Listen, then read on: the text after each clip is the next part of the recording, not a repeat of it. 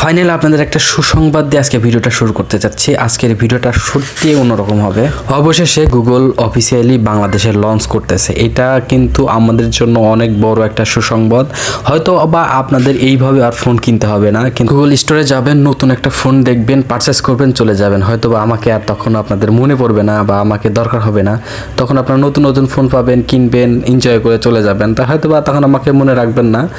অবশ্যই এটা সবার জন্য খুশির সংবাদ। এটা আমি আপনাদেরকে অ্যানাউন্স করে দিই। এটা খুব দ্রুতই কিন্তু বাংলাদেশে লঞ্চ করবে। খুব রিসেন্টলি একটা সময় দেখবেন ধুমধাম করে লঞ্চ করে ফেলতেছে। তো আমাদের আজকে এক ভাই ফোন করছিল, তার একটা ফোন ভলিউম বাটন খুলে গেছে। বিষয়টা দেখে আসলে খুবই খারাপ লাগলো যে হয়তোবা তাকে একটা সেকেন্ড হ্যান্ড ফোন ধরিয়ে দেওয়া হয়েছে, যার কারণে আসলে তার ফোনের এরকম ভলিউম বাটনটা খুলে গেল। এই আনঅফিসিয়াল ফোনগুলোতে এত পরিমাণ জালিয়াতি হয় যা আসলে আমাদের ধরার সাধ্যের বাইরে। তো সেটা থেকে আমরা অবশেষে অবসান পাচ্ছি। আমরা অফিসিয়াল স্টোরে যাব, গুগলের একটা সুন্দর সুন্দর ফোন দেখবো, পারচেস করে নিয়ে চলে আসবো। কোনো সেকেন্ড হ্যান্ড, কোনো খোলা ফাটা এরকম আর কোনো ইস্যু থাকবে না।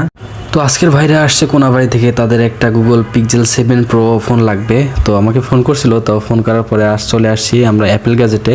অ্যাপেল গ্যাজেট থেকে মোটামুটি অনেকগুলো ফোনই কেনা হইলো। তো এটাও কেনা হচ্ছে অ্যাপেল গ্যাজেট থেকে। এটা কিন্তু বরাবরের মতো আমরা সবসময় ইউএসএ ভেরিয়েন্টের ফোন কিনি, কিন্তু এটা কিন্তু কানাডিয়ান ভেরিয়েন্টের ফোন। কানাডিয়ান ভেরিয়েন্ট আর ইউএসএ ভেরিয়েন্টের মধ্যে কোনো একটা তফাৎ নেই।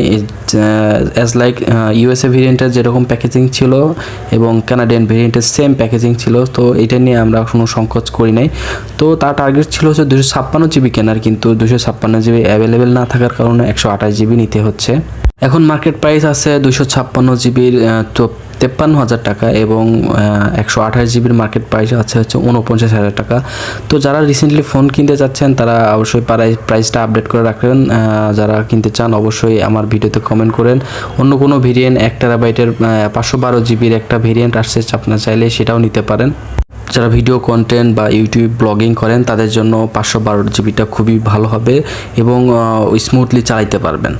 ভাই দেখেন, গুগলই এক সময় বাংলাদেশে রাজ করবে, কারণ অ্যাপেল যা শুরু করছে আসলে সেটা দেখে অ্যাপেলের আমার মনে হচ্ছে খুব ধ্বংসের দ্বার প্রান্তে চলে আসছে। আপনারা জানেন যে নোকিয়া কিভাবে ধ্বংস হয়েছিল, যখন পুরো পৃথিবী অ্যান্ড্রয়েডের দিকে ঝুঁকতেছে তখন নোকিয়া কিন্তু তার লুমিনিও নিয়ে কিন্তু সামনে আগাচ্ছিল, তার কারণে কিন্তু ও ধ্বংস হয়ে গেছে। কিন্তু দেখেন অ্যাপেলও কিন্তু সেম ক্যাটাগরিতে হাঁটতেছে।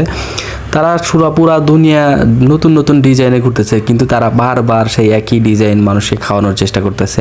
কয়েকদিন আগে আইফোন 16E লঞ্চ করছে, দেখছেন একটা ফোনটা একটা ক্যামেরা দিয়ে 80,000 টাকা ফোনের প্রাইজিং করছে। এই প্রাইজে আসলে এর থেকে ভালো ভালো ফোন মার্কেটে অফার করতেছে, কিন্তু আমরা সেইখানে